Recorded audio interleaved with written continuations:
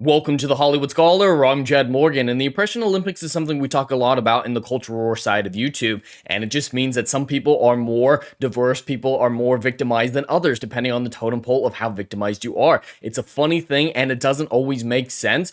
There's a lot of argument going on from where you exist on the Oppression Olympics on that totem pole of victimhood, and it seems like Netflix is dealing with that right now because Netflix has straight-washed one of their few canonically gay characters. Netflix did this. I can't believe it. And they've tried so hard to be as woke and progressive as they can across their entire company, but especially within their Netflix Witcher franchise. It's astonishing how woke they've tried to make the Netflix Witcher universe and just how poorly written it is in general on top of all that and how much they disregard the source material. But Philippa Eilhart, a canonical lesbian character from both the books and the video games, has been straight-washed, not just one, but two separate ways in the upcoming season 3, according to the Redanian intelligence, and I cannot stop laughing at this because it is one of the most ridiculous pieces of news that I can imagine, and I wish that the woke people on Twitter would find out about this news and react to it, because I think a lot of them would be so very, very confused. Whose side do we get on? Whose side do we don't on? Because it's more complicated than just straight washing. It's more in-depth on that. That's where the Oppression Olympics comes in, is Philippa's female character girlfriend actually a man by their own estimations, let alone by the estimations of reality. So let's get into this news. So according to the Redanian intelligence, Dijkstra and Philippa get kinky in The Witcher season 3. So you see Philippa and Dijkstra in that picture right there. Dijkstra's the one on the left. He's played by Graham McTavish, a phenomenal actor. I'm actually looking forward to seeing his interpretation of Dijkstra because he's a good actor and I think he's actually pretty good in the role. But these two are both working for the Redanian intelligence. She's more in the court side of things. He's the spy master, and they do have a weird relationship, and it's never sexual in the books. It is kind of weird. It's definitely a weird relationship with a lot of give and take, and in the games they explore it further after she betrays him, and he's just so very angry and feels betrayed by her. They never really trust each other, but they trust each other as much as anyone can trust one another in a game of spies, like these two participate in so thoroughly within the books. But it's never sexual because we know she's gay. We know she probably had a sexual relationship with Triss Marigold. That one's not confirmed. That's more of a rumor that no one confirms in the books. It is mentioned, however, and we do know she has sexual relationships with a lot of her pupils. And in the books, it's called leashed. When an apprentice sorceress gets with a master sorceress, it's called leashing to them, and she makes it a sexual relationship. That's probably where they're deriving the whole dominatrix aspect, the kinky aspect of their relationship here between Dijkstra and Philippa, is the fact that apprentices are leashed to their sorceress masters. And even in the games, we actually see her engaging in lesbian relationships. She's not the only lesbian in the book. She's not even close. There are more bi characters, but there are other lesbians besides her, but she's probably the most prominent, I'd say, lesbian, with the notable exception of probably Missile, who's actually going to be in this season as well in part 2, most likely. But they're calling it 50 Shades of Redania. And to be more precise, it appears that season 3 will reveal that Dijkstra and Philippa will be getting a little kinky, with Philippa as a dominatrix wielding a whip and Dijkstra getting off by being submissive. Now, that's not Dijkstra's character whatsoever. That is not something that he would be doing. Submissive isn't his style. He's very much a domineering, intimidating figure, and I don't see that being the case whatsoever, and I don't want to see Graham McTavish being a submissive bottom in a dominatrix relationship, and Philippa is having a straight relationship with him, even though she's gay.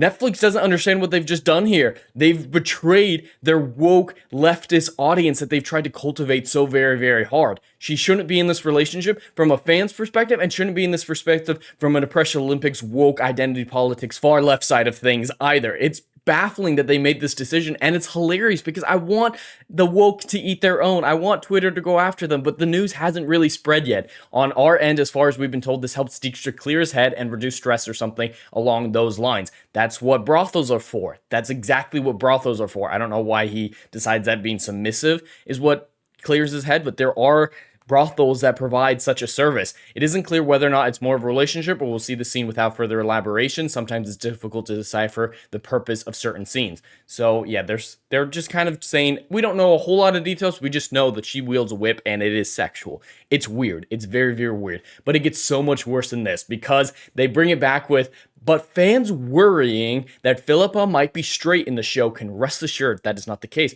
Oh, I guess I've been wrong. I guess this whole video, I should delete this whole video. I guess she's still in a lesbian relationship, so it's totally fine. She's only soft bi or something like that. And that'll be totally okay to the woke people, right? That'll be totally okay. Philippa has a lover in season 3 in the form of a royal handmaid, Eva, played by Cal Watson. Now, this is when things get interesting. Still, she's still in a straight relationship with Dijkstra, but don't worry, guys. She's still a lesbian. She still likes women. She has a girlfriend. She has a royal handmaiden that she sleeps with.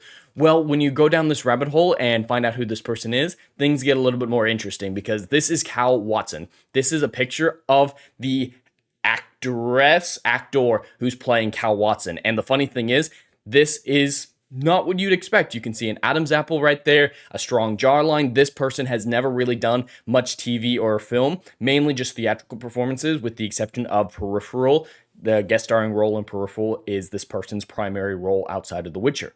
But even by woke identity politics reasons, this isn't a lesbian relationship. But from an objective reality standpoint, it's obviously not a lesbian relationship because this is a biological man. But things get more interesting when you go to Cal Watson's Twitter.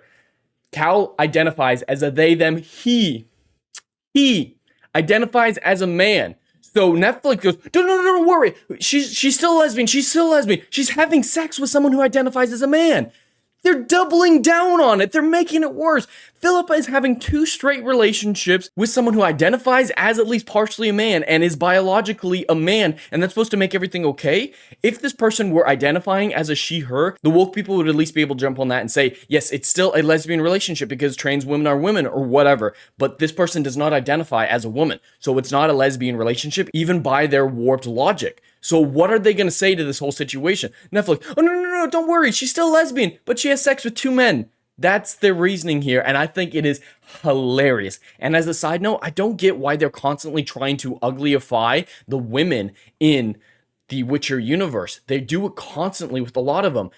She's actually a really attractive woman. We have a picture of her here. She's pretty attractive here in the top left. This is a picture of the Lodge of Sorceresses, which are all been cast for season 3. And this one is supposed to be playing Margarita, who is said to be the most beautiful of sorceresses. Side note there. Philippa's actress is relatively attractive, but in all the behind-the-scenes photos, like this one, they've tried to make her look as unappealing as possible, which is a weird side note here. But overall, this whole situation is absolutely hilarious to me. We've got Philippa in a dominatrix relationship with Dijkstra, which is non-canonical on so many different levels, but is also a straight relationship. And to cover up that issue of her being in a straight relationship, they have her in a gay relationship that's actually with someone who is a man and identifies as a man. So it's lesbian by no stretch of the imagination, even by woke logic. This is hilarious. I want to see the woke people tear this apart. I cannot wait for season 3 to come out next week. I'm going to be watching it with a panel of people behind the scenes, pre-recorded and editing it up to avoid copyright. And I'm sure it's going to be glorious because stuff like this is coming out in droves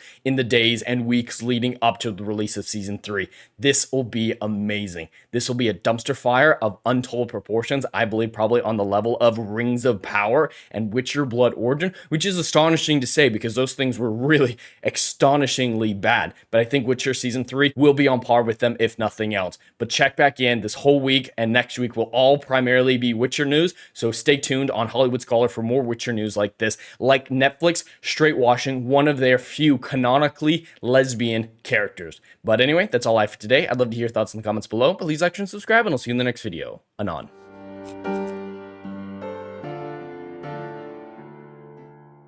Hey, yo, are you feeling what I'm doing up in here? Oh, I know you are. Do you miss all the good, compelling stories that we used to get back in Hollywood that they ain't putting down no more? Oh, I know you missing it. So check out my book series, Odyssey of a Phoenix, a mythological epic about philosophy, morality, and modern-day mental illness issues, baby. Book 1, Down in Flames. Book 2, Apocalypse Then. These are currently on sale. What are you waiting for? Get your hands on them. And we got Book 3, Kill the Dark, is coming down the pipeline. Just wait for all the good stuff that's dropping. You ain't gonna be disappointed, fam.